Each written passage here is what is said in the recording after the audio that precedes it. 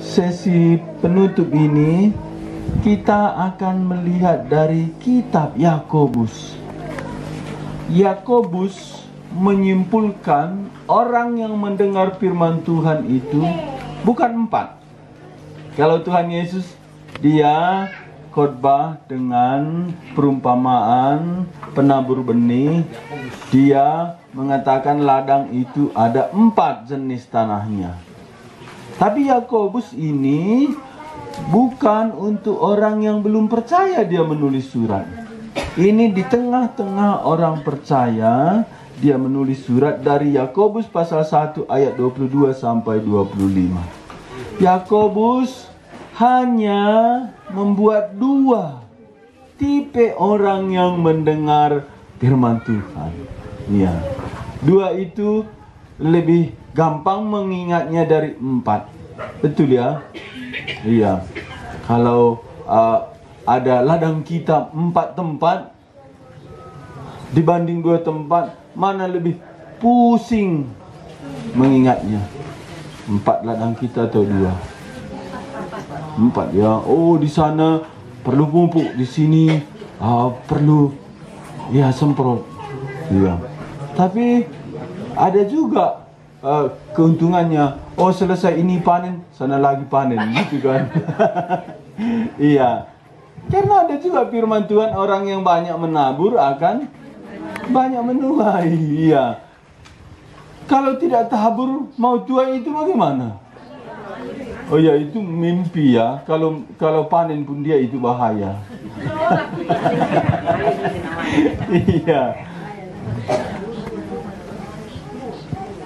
Mari kita baca Yakobus pasal 1 ayat 22 sampai 25.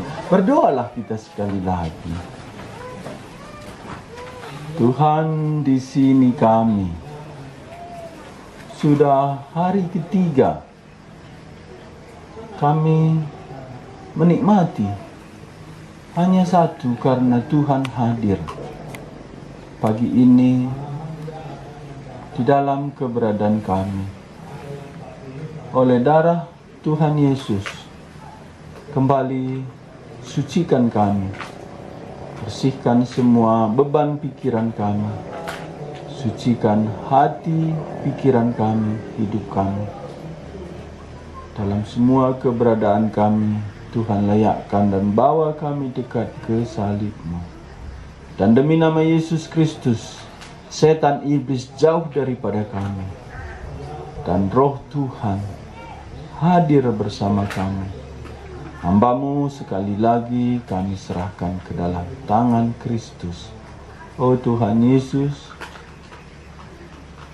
bungkus dia dengan darah-Mu, bawa dia bersama Engkau naik kayu salib-Mu, supaya cinta kasih-Mu, kebenaran-Mu sekali lagi boleh turun atas kami. Demi nama-Mu kami berdoa.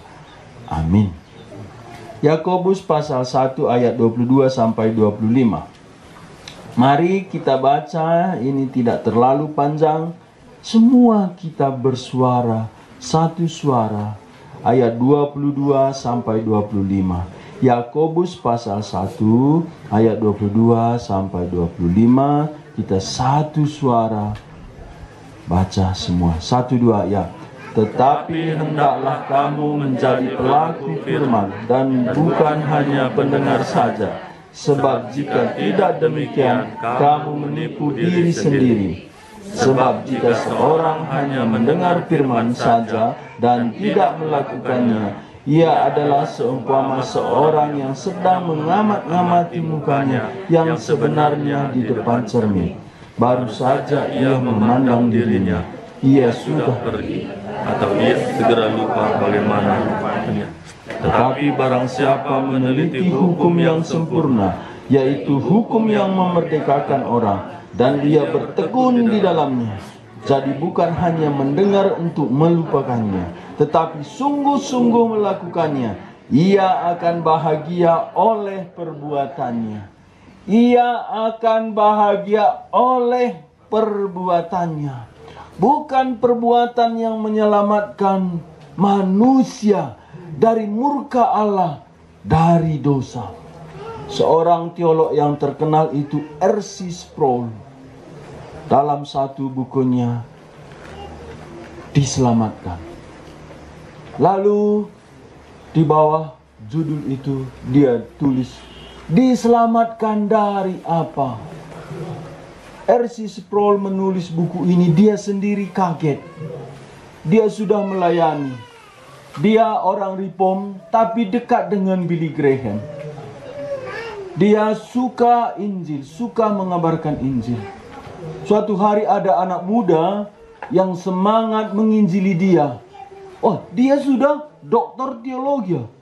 Ada seorang pemuda baru bertobat, semangat menginjili. Pemuda ini menjumpai dia di jalan. Pemuda ini semangat kabarkan Injil kepada dia. R.C. Sproul sudah terima Tuhan Yesus. Dia sudah diselamatkan, sudah dilahirkan kembali. Dia sudah melayani. Tapi dia bangga ada pemuda yang menginjili dia. Jadi kalau ada yang menginjili kita, walaupun kita sudah bertobat terima Tuhan Yesus, jangan bilang, aku sudah bertobat. Jangan gitu ya. Cobalah. Biarkan dia menginjili kita. R.C. Sproul diinjili pemuda ini. Panjang lebar. Keselamatan. Lalu secara spontan, R.C. Sproul ini tanya pemuda ini, dari tadi kamu itu bilang diselamatkan. Diselamatkan dari apa? Oh, pemuda ini baru bertobat, kan nggak tahu juga dia. Diselamatkan dari apa? Aku pergi dulu, biar ku cari jawabnya, kata. Oh, R.C. Sproul baru sadar. Banyak rupanya orang berkata diselamatkan. Tapi R.C. Sproul waktu tanya, dia sendiri diselamatkan dari apa kami orang Kristen ini? Dia sendiri kaget, dia tidak pernah berpikir keselamatan itu dari Tuhan, bukan melalui perbuatan, tapi kita diselamatkan dari apa? Mengapa perlu diselamatkan? Baru dia cari jawaban dari Alkitab. Di Tesalonika dikatakan, kita diselamatkan dari murka Allah yang akan datang. Kita baca sebentar ya.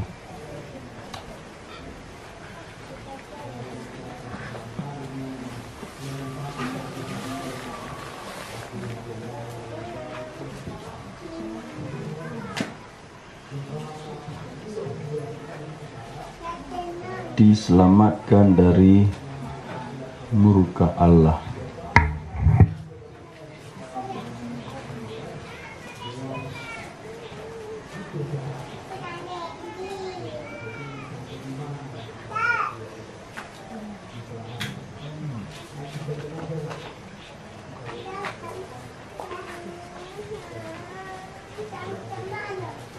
Ada kamu ketemu murka Allah yang akan datang?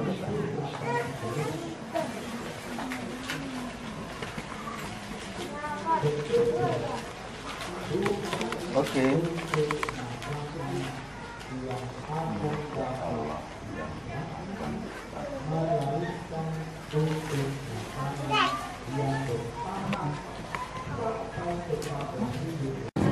Ya, jadi akhirnya R.C. Sproul tulis buku. Keselamatan itu, keselamatan dari mana? Ya, keselamatan dari murka yang akan datang. Ya, jadi ada murka Allah yang akan turun ke bumi ini karena manusia sudah berdosa. Tapi orang-orang yang sudah diselamatkan tidak perlu takut lagi. Kita menanti kedatangan anaknya dari surga yang telah dibangkitkannya dari antara orang mati, yaitu Yesus yang menyelamatkan kita dari murka yang akan datang. Keselamatan bukan karena perbuatan. Kita sudah diselamatkan dan bebas dari murka Allah yang akan datang. Jadi kalau kita sudah diselamatkan, bagaimana kita hidup bahagia di muka bumi ini. Ya, kita kembali ke Yakobus pasal 1 ayat 22 sampai 25.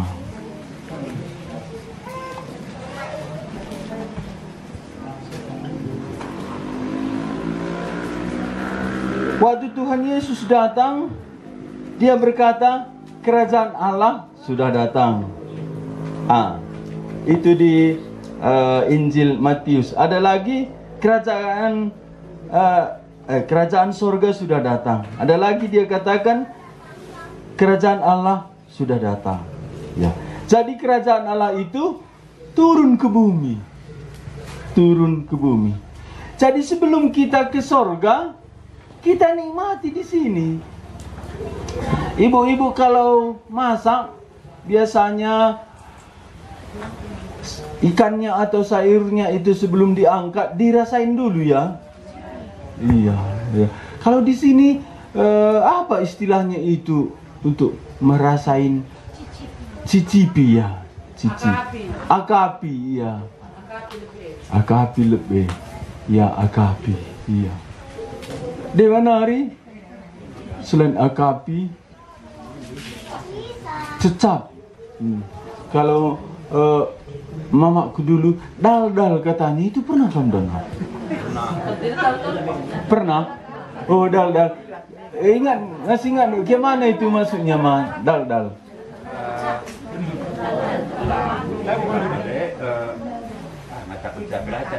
Isinya pangkal begini. Iya ya. Siti kelencari mah. Taman aku tane bagi telun tak taah. Dal-dal. Iya. Jadi agak pindah paci angkat resikan nih oke. Oh, apalagi anak berwe pengagapi nabe. Gua? Oh, di mana berubah ke gak ngapkah? Enak boleh. Oh, emang kak igugung, lana yang nak berunggule. Go catering boleh. Biasanya mah manuk bengkau boleh. Biasanya lid Athena bagi. Jati nanda. Inggo jadi pengakapi. Makana nggo tabuhan pengakapi sangken ya bengkauna. Makana anak berue sikap ngakapi nina. Jadi surga datang ke bumi. Itu yang dikatakan Tuhan Yesus, kerajaan surga sudah datang kepadamu. Lalu para rasul-rasul memberitakan kerajaan surga. Jadi kita, orang-orang Injil ini, percaya dan menanti kita akan bertemu Tuhan di surga. Betul. Tapi satu lagi, kita orang-orang Injil ini tidak mengharapkan sorga itu kita mulai dari bumi. Memang pustaka Sibadia Alkitab menjanjikan hidup kekal di hadapan Tuhan.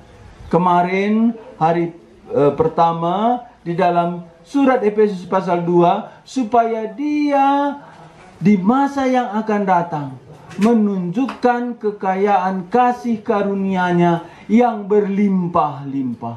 Yang berlimpah-limpah itu apa? Pesta. Semua ada di situ.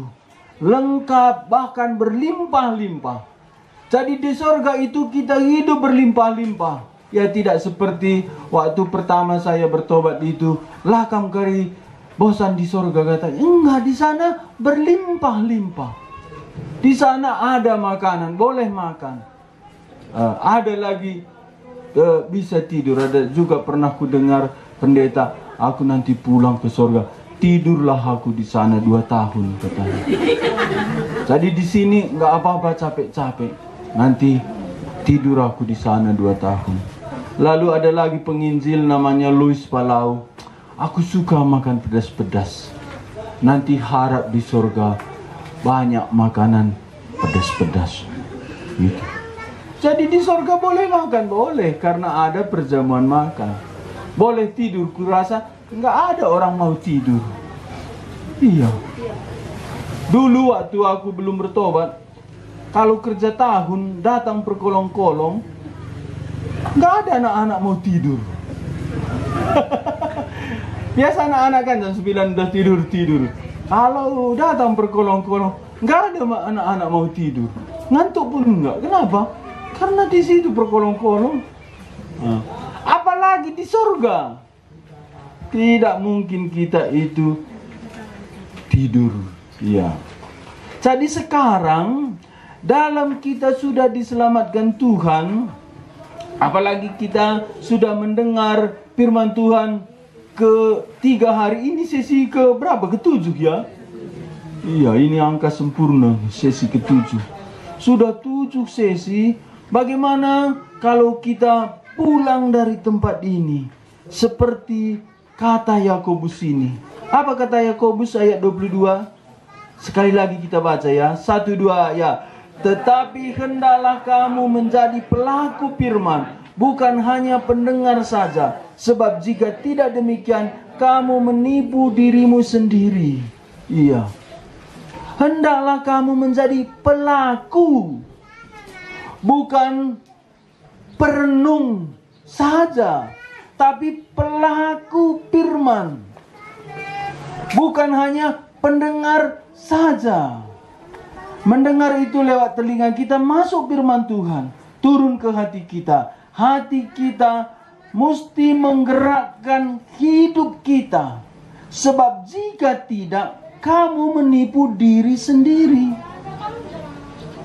Ya, menipu diri sendiri. Bukan orang lain kita tipu.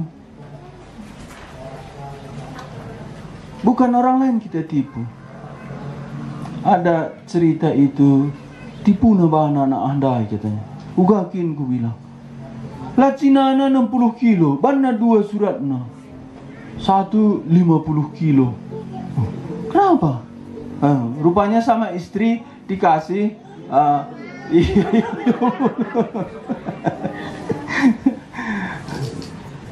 ada juga gitu ya.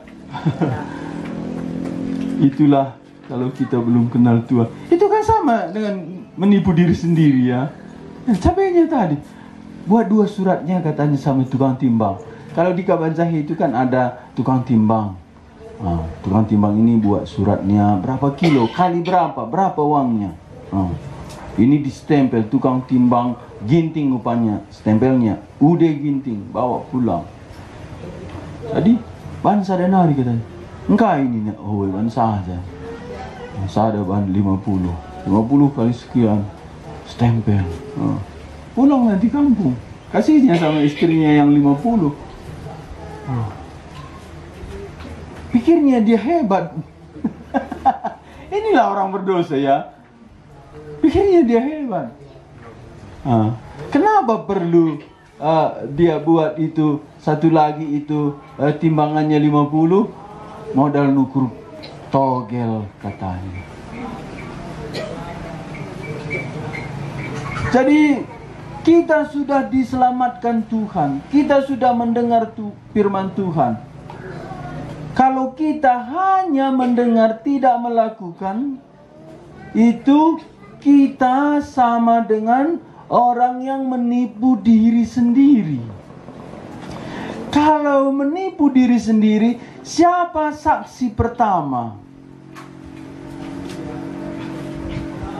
Dia menipu dirinya. Siapa? Dia sendiri ya? Iya. Iya. Itu surat 1 Yohanes pasal 1 ayat 8. Kalau kita katakan kita tidak berdosa, kita menipu diri sendiri.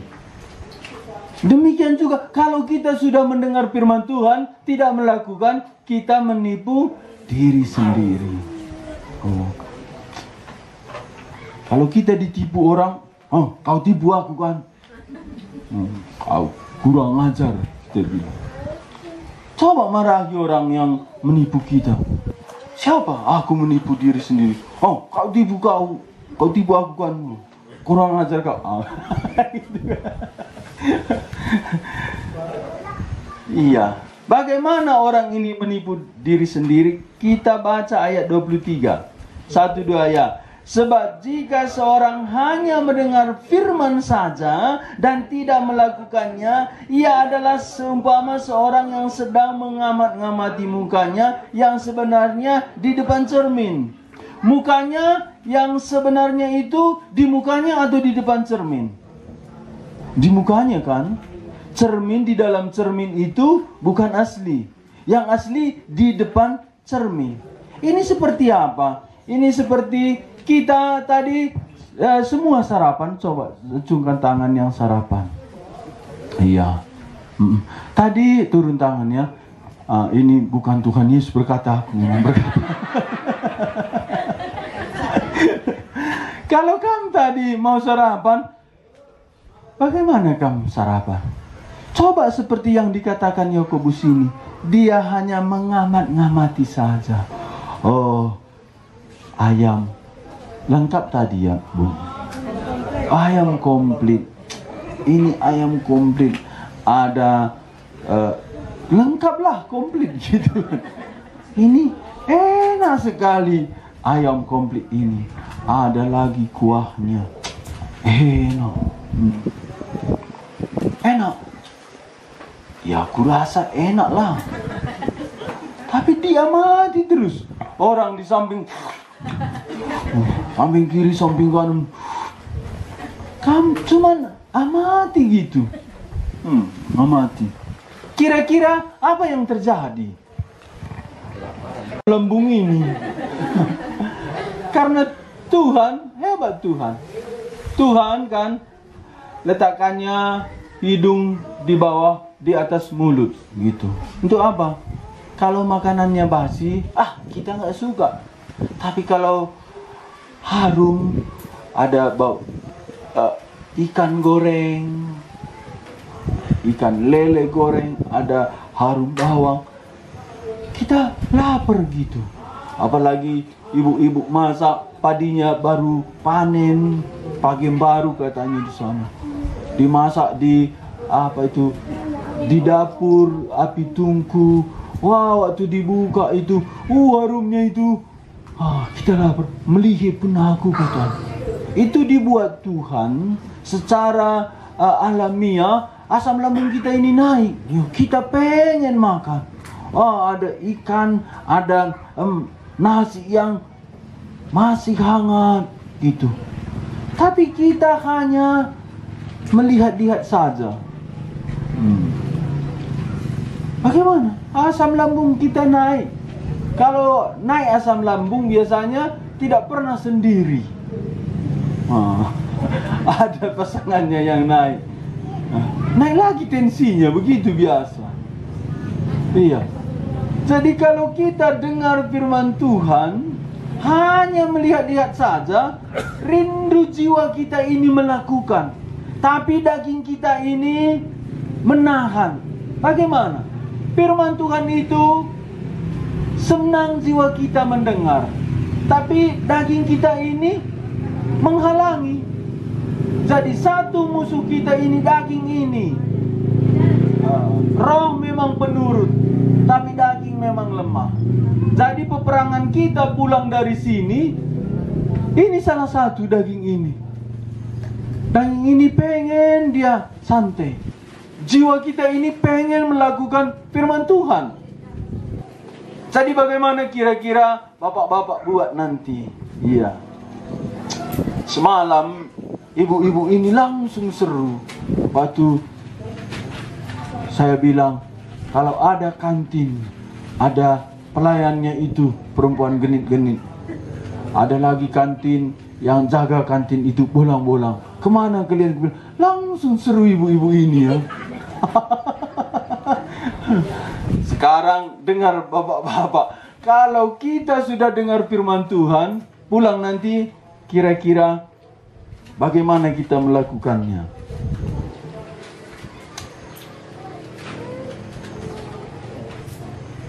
Kan melakukan. Kira-kira bagaimana ya? Sudah mikir kita ya. Supaya bisa menolong kita, ini diajarkan Tuhan Yesus. Dia pilih muridnya itu 12 kan. Dia utus 2 orang satu tim. Ya, jadi untuk menolong, ya bisa juga cari nanti kawan 2 orang. Aku beritakan Injil. Kemana kita pergi? Jangan tunda. Pulang dari sini nanti sebelum sampai di antara mesti singgah di mana, pokoknya kabar Injil dulu. Setujunya kita? Simpang Nombor Miring ya.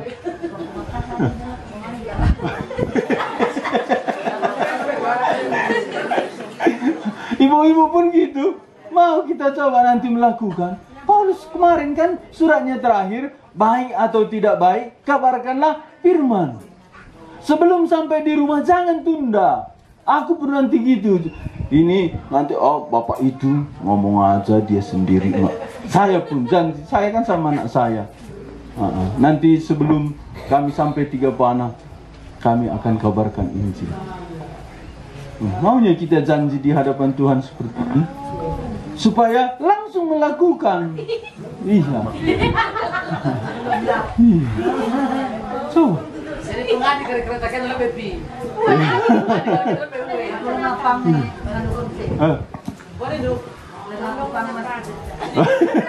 Dua orang, Mami. 2 orang. Kamu sama Mama? Tak ada di situ Kalimbubu kita. Kami tadi Kalimbubu retreat. Ada bapak itu suruhnya kami PI dulu, kalau enggak bisa kami pulang ke rumah. Bilang aja. Pasti dia mau mendengar. Waktu dia dengar, Roh Kudus bisa pakai. Kan Paulus bilang, baik atau tidak baik motivasi orang mengabar Injil, aku bersuka cita asalkan saja Injil bisa diberitakan. Jadi melakukanlah. Iya. Karena kalau kita tidak melakukan, mendengar firman saja, itu seperti seumpama orang sedang mengamat-amati mukanya yang sebenarnya di depan cermin. Ya, cuman melihat muka, itu mengamat-ngamati, lalu pergi. Kalau pergi bagaimana? Ayat 24, baru saja ia memandang dirinya, ia sudah pergi. Atau ia segera lupa bagaimana rupanya. Jadi, kalau tidak melakukan firman Tuhan, rupanya bukan saja kita tidak bahagia, lupa. Jadi firman Tuhan ini untuk bisa diingat, dilakukan. Iya. Makanya kadang-kadang sering kita lupa firman Tuhan itu. Kenapa? Karena kita tidak melakukannya. Kita baca sama-sama yuk ayat 24. 1, 2 ya. Baru saja ia memandang dirinya, ia sudah pergi atau ia segera lupa bagaimana rupanya. Iya. Pergi, segera lupa bagaimana rupanya.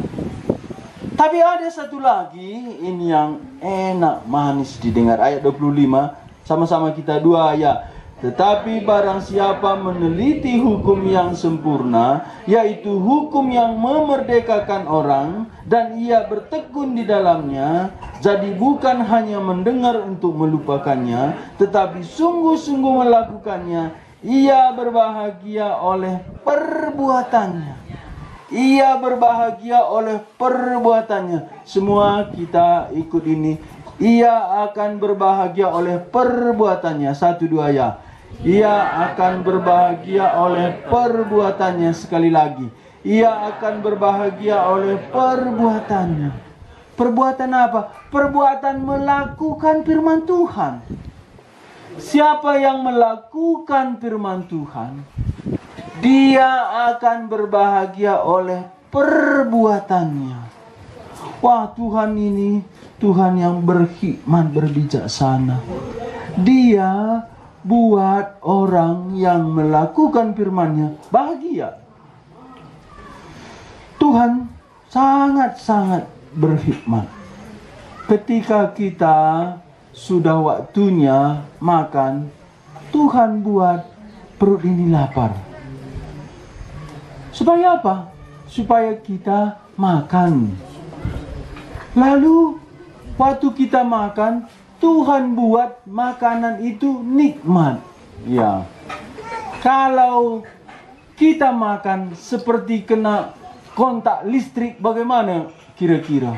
Asal makan seperti kita kesetrum. Mau tidak kita makan? Kita takut ya? Iya. Kulihat orang yang di rumah sakit itu, dia harus makan melalui hidung. Sakit sekali itu. Itu tidak normal lagi. Tapi kalau enggak dikasih makan, dia bisa kolep mati. Tapi kalau orang sehat, enggak perlu lewat hidung. Supaya perut kita ada isinya, tubuh kita ada nutrisi, dibuat Tuhan lapar, waktu makan enak. Waktu makan enak. Makanya Tuhan ciptakan itu bawang, ada cabai, ya, ada bumbu-bumbu. Kalau kita masak B2, nggak ada bumbu, kurang mantap. Tapi kalau kasih cekala, kasih tuba, apalagi biasa, serai,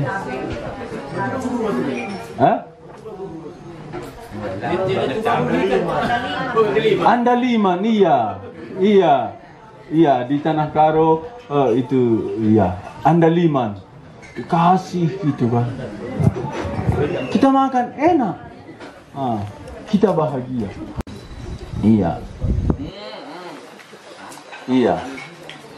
Jadi ada orang yang meneliti hukum yang sempurna, yaitu hukum yang memerdekakan. Jadi firman Tuhan ini memerdekakan. Iya.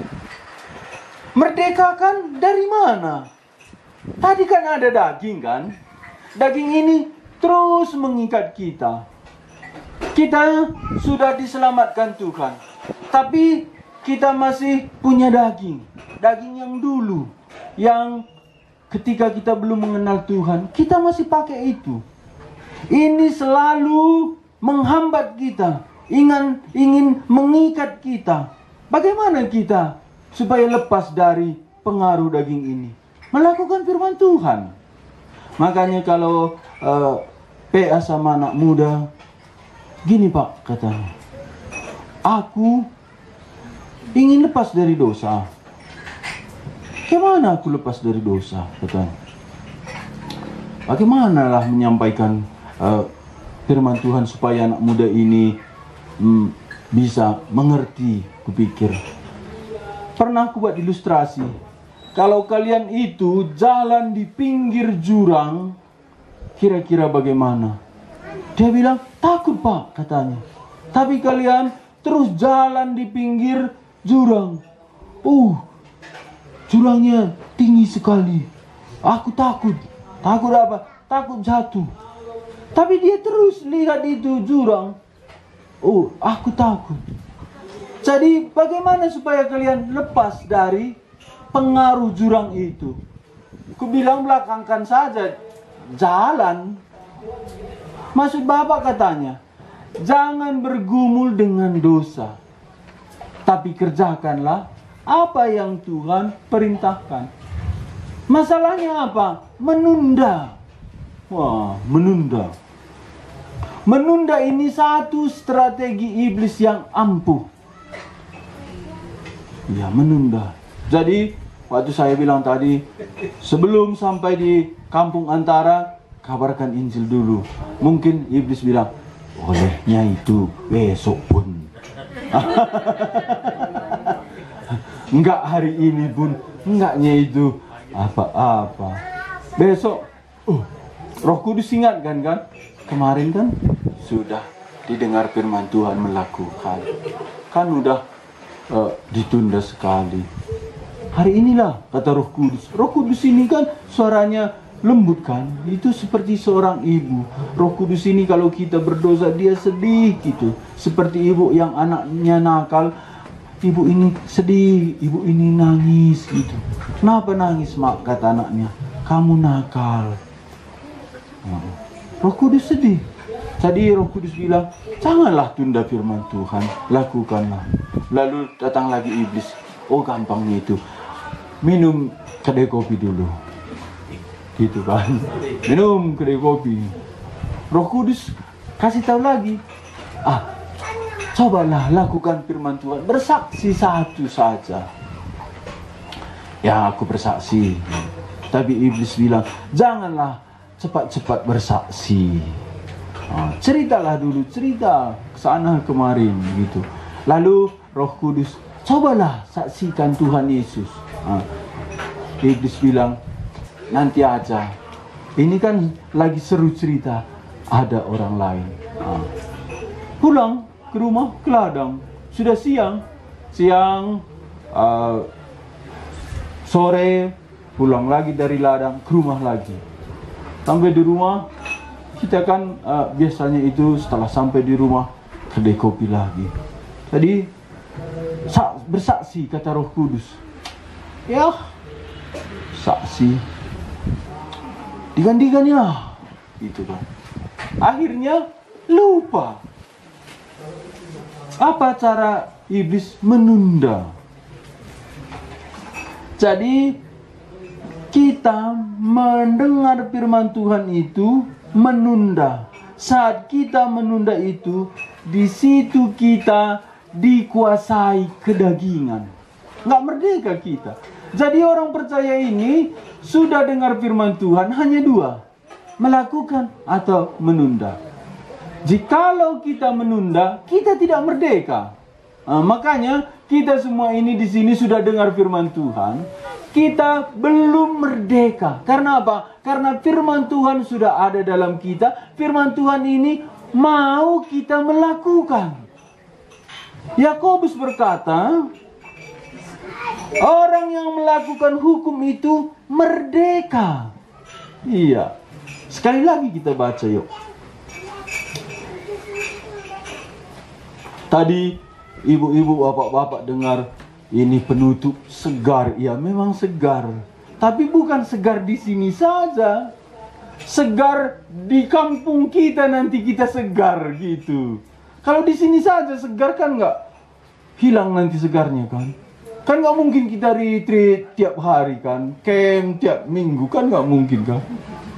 Itu Tuhan Yesus bawa Simon, Yakobus, Yohanes naik gunung kemuliaan. Di gunung kemuliaan tiba-tiba Tuhan Yesus menyatakan kemuliaannya. Mukanya itu putih, bersinar, bajunya terang seperti matahari. Lalu datang Elia, datang Musa. Tuhan akan mati di Yerusalem. Oh, saat itu Simon Petrus kagum. Apa kata Simon Petrus? Tuhan, betapa senangnya kami di sini. Kami buat gubuk ya. Ingin buat gubuk di gunung itu. Nggak mau pulang. Ya, kenapa? Karena senang menikmati persekutuan dengan Tuhan. Tapi Tuhan Yesus bilang, enggak, kita turun. Waktu mereka turun, di bawah itu ada orang yang kerasukan setan. Bapak anak itu datang kepada Tuhan Yesus. Anakku sering dibawa setan ke api. Sering dibawa setan masuk air. Jadi pulang retret camp Simon Petrus, Yakobus, Yohanes mesti turun gunung. Iya, kita tidak akan terus di Sabah, apa ini namanya? Cemara Sabah ini. Nggak di sini kita terus. Kita harus turun untuk membawa apa? Membawa kabar baik. Ya, jadi kabar baik harus kita bawa, kita bagikan. Sekali lagi kita baca ayat 25, 1-2 ayat.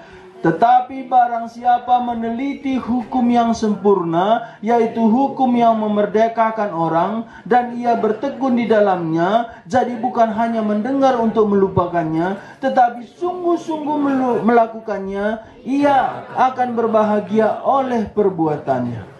Jadi firman Tuhan yang memerdekakan itu ketika kita bertekun di dalamnya. Bertekun di dalamnya bukan hanya mendengar saja.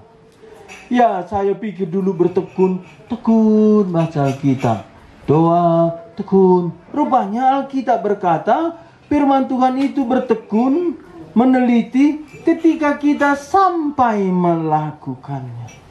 Jadi bagaimana supaya kita bisa melakukan firman Tuhan ini? Mari kita baca Roma pasal 12 ayat 11.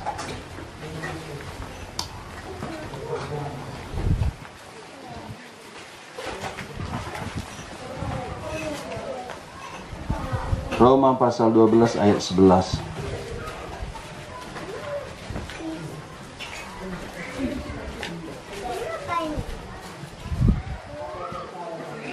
Sama-sama Roma 12 ayat 11, 1-2 ayat. Janganlah hendaknya kerajinanmu kendor, dan biarlah rohmu menyala-nyala, dan layanilah Tuhan. Rohmu menyala-nyala. Api itu kalau menyala, disambarnya apa di dekat situ? Api itu salah satu ciptaan Tuhan yang tidak mau dihambat. Api itu apapun ditaruh ke sana, dibakar. Besi pun kalau api itu tinggi sampai 1800 derajat, meleleh dibuatnya. Jadi roh menyala-nyala itu tidak mau dihambat, menyala terus. Ya, kemarin kan roh kita menyalakan, mati lampu, masih mau, masih gitu. Ya, itulah menyala. Jadi jangan kerajinanmu kendor. Firman Tuhan tahu apa yang menghambat kita. Kerajinan kita bisa kendor. Daging kita ini menghambat kita, lawan. Menyala-nyala. Tuhan ketika dia menyatakan diri seperti api. Musa di dekat Sinai itu dia mengembalakan domba mertuanya Jethro. Tiba-tiba dia melihat api di semak duri itu. Api yang kecil, tapi semaknya itu tidak terbakar. Dia mendekat. Dari situ Tuhan bicara. Tuhan menyatakan dirinya seperti api. Lalu Musa diperintahkan Tuhan membawa orang Israel. Ini dengar ya. Membawa orang Israel keluar dari Mesir. Dan membawa mereka kembali ke Gunung Sinai. Saat orang Israel itu berkumpul, turun lagi Tuhan dengan api. Bapak Ibu ingatkan, apinya ini bukan lagi kecil, tapi begitu besar. Sehingga orang Israel berkata kepada Musa, kami takut. Dari ini, apa yang kita bisa pelajari? Ketika kita dilayani Tuhan, Tuhan memberikan api. Tapi saat kita membawa api ini kepada orang lain, Tuhan melipat gandakan api ini. Jadi jangan kita menahan api pekerjaan Roh Kudus dalam hidup kita. Sebagaimana hari Pentakosta, api itu turun dalam bentuk lidah-lidah api, yaitu Roh Kudus. Inilah yang mendorong para rasul pergi. Dan ketika mereka pergi, terjadilah kebangunan rohani, keselamatan. Penutup daripada camp kita ini, apa yang perlu kita bawa? Api ini akan padam kalau kita tidak membawanya kepada orang lain. Api ini adalah firman Tuhan yang ada dalam hati kita. Firman Tuhan ini akan memerdekakan kita. Jikalau kita sungguh-sungguh melakukannya, kita akan berbahagia ketika kita melakukan firman Tuhan ini. Dan biarlah roh yang menyala-nyala dalam hati kita, kita jangan tahan. Ya, kalau kita tahan, dia akan padam. Ya, saya tutup ini dari 1 Tesalonika. Janganlah padamkan roh. Setelah itu saya serahkan kepada MC.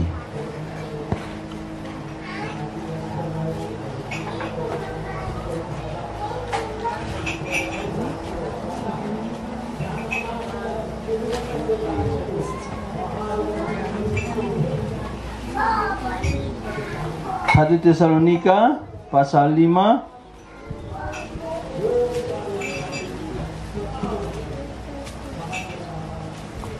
ayat 19 sampai 20. Setelah itu saya serahkan kepada MC. Sama-sama kita baca dari 1 Tesalonika pasal 5 ayat 19 sampai 20. 1, 2, ya. Janganlah padamkan roh dan janganlah anggap rendah nubuat-nubuat. Nubuat-nubuat di sini firman Tuhan yang dikhotbahkan. Jangan anggap rendah nubuat-nubuat. Jangan kita menahan firman Tuhan yang sudah kita dengar. Firman Tuhan itu adalah api dari Roh Kudus. Roh Kudus membakar firman Tuhan. Roh Kudus membakar firman seperti kayu bakar dibakar. Kalau kayu bakar itu dia ada api, jangan kita padamkan. Kita bawalah kepada orang lain.